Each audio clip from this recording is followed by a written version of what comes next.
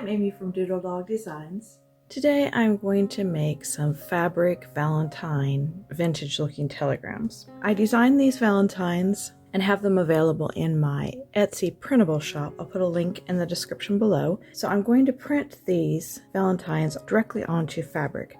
So in order to do that, I'm going to use some freezer paper and some fabric. This is a fairly thick, like maybe drop cloth type fabric that I acquired. I used it a couple of weeks ago in a snowman ditty bag. I'm going to use it for this project also. It's a nice weight for this. So I have cut out 2 pieces of freezer paper, 8.5 by 11, using my scrapbook cutter.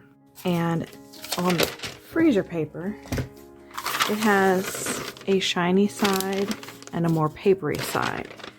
And I'm going to be pressing the shiny side onto my fabric, and this will hold it together, and then having the paper on my fabric will help it to slide through the printer when I get ready to print. Now I've got my 2 pieces of freezer paper, and I've got the shiny side down next to the fabric. And I'm going to press them onto the fabric with my iron. Now if you have a right side and a wrong side to your fabric, you want to make sure that you have the wrong side attached to the freezer paper. The fabric that I'm using does not have a right and a wrong side, so it doesn't matter. Just enough pressing that it will stick to the fabric is all it takes. And then I'm going to cut out the fabric around the freezer paper so that it is the same size as the freezer paper and will fit through my printer.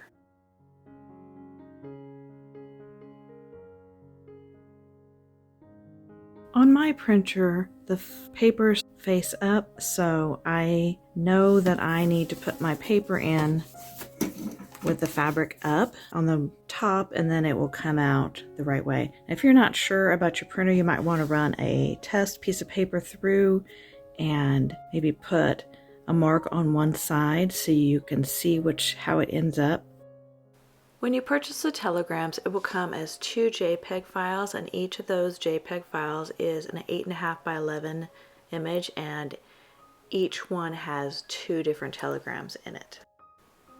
I'm going to print the first page, and when I get the print dialog box up, you'll see that it has different options, and I'm going to choose the media and quality print dialog box. Your computer might call this something different, but you can find something that talks about quality, and then when that comes up you can click on the best quality, and that will print it out better on the fabric than if you just use the normal print quality.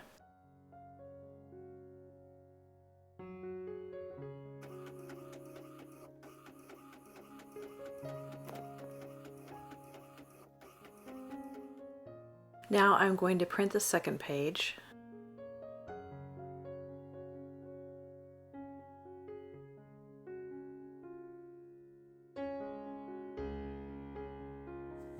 I don't know why the printer got so much black ink here. I'm going for a primitive look. I really actually like it on here. On this one, it's a little too much. I'm going to take a scrap of fabric and see if I can rub some of that off.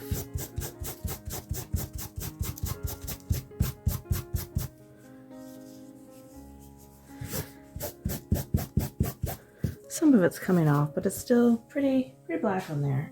But I really only wanted to make 3 anyway, so I will just not do that one. So now the next thing I'm going to do is just peel the paper off of the back.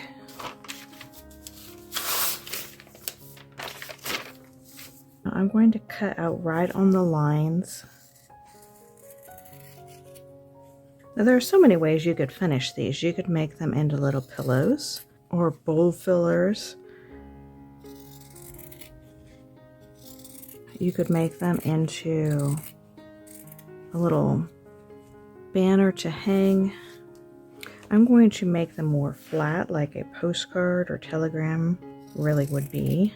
So if you want yours to be flat also, you could use some batting in between the front here and the backing fabric that you choose, and then do a little quilting. But I want to be able to write on them, so I don't think I'm going to use any batting, but I am going to use a stiff interfacing to make them a little bit sturdier. I have this fusible interfacing. It's pretty heavyweight. It's almost like paper. I don't know what number it is. I've had it in my stash for quite a while. But I'm going to cut pieces of it the same size as my little projects.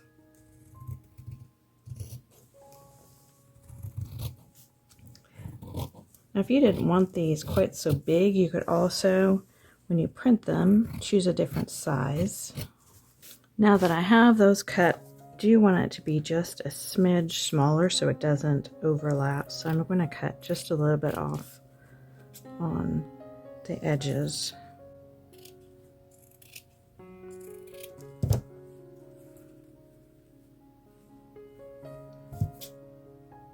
I don't want the interfacing to be shown on outside of the project.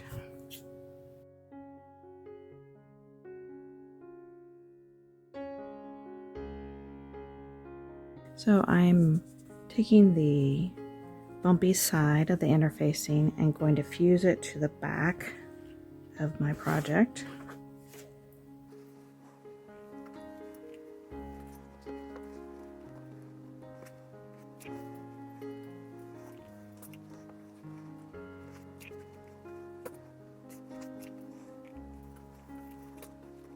Then I'm going to choose some backing fabrics for them. I've got some reds that I think are going to look nice with it.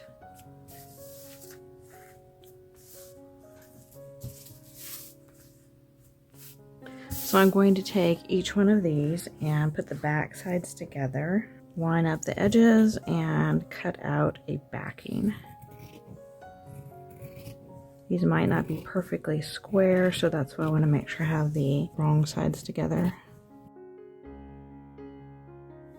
I think I'm going to go ahead and add some of the same interfacing to the backings also.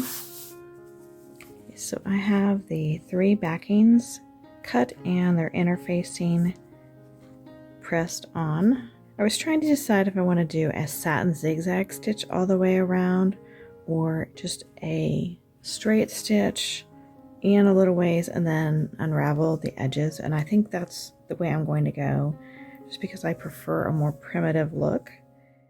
I've threaded my machine with red thread and I have it set for a straight stitch, and I have my needle all the way to the as far right as it'll go. You can see that right in here, and I'm just going to sew a straight stitch.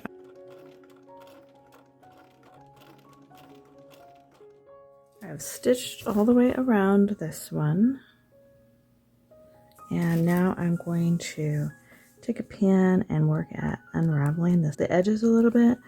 And I know they're not going to unravel a ton because of that interfacing that I put on, but they'll unravel a little bit. If you prefer a more formal look here, you could do a satin zigzag stitch all around the edge instead of this straight stitch.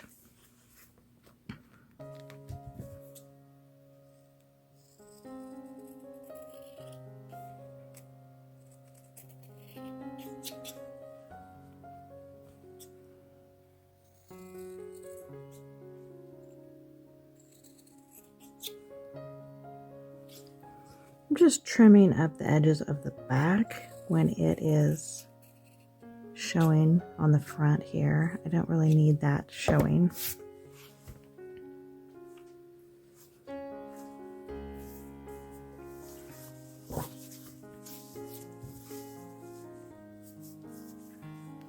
I've got them done. Of course, you could write your love letters on them. If you are going to write on them, I would test your writing implement on a scrap piece of your fabric just to make sure that it's going to write nicely and not bleed. Be sure to click the like button and subscribe below. I'll see you next time. Bye.